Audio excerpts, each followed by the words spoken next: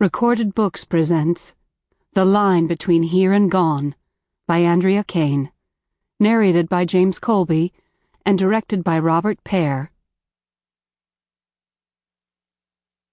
Chapter 1. December, Manhattan. Amanda Gleason gently rocked her infant son in her arms. A new baby was truly the reaffirmation of life. If she didn't know that before this moment, she knew it now. He was her child, her miracle, her responsibility. She hadn't planned on facing motherhood alone. In fact, when Paul had disappeared from the picture, she hadn't even known she was pregnant. Maybe if she had, maybe she could have told him, things would have turned out differently. But they hadn't. And now the weight of the world was on her shoulders. Decisions had to be made. Pressure she'd never even imagined, and a bittersweet pain that came every time she held Justin in her arms.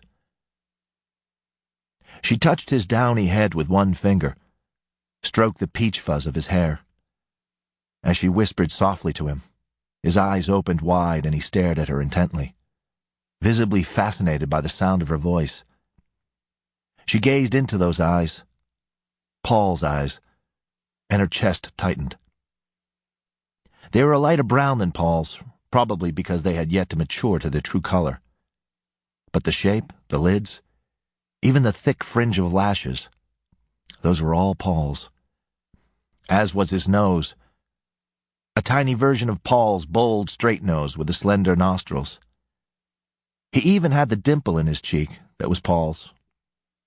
Other than his golden brown hair color and small, pursed mouth, both of which he'd inherited from her, he was very much Paul's son.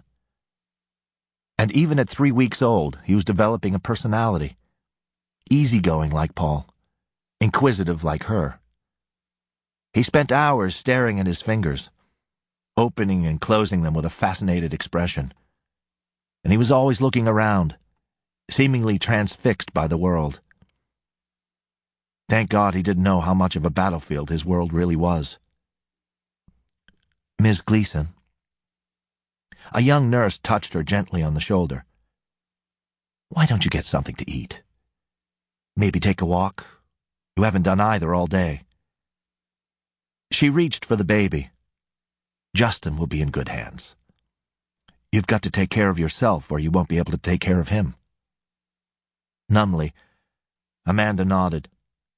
She held Justin for one more brief, desperate moment, then kissed his soft cheek and handed him over.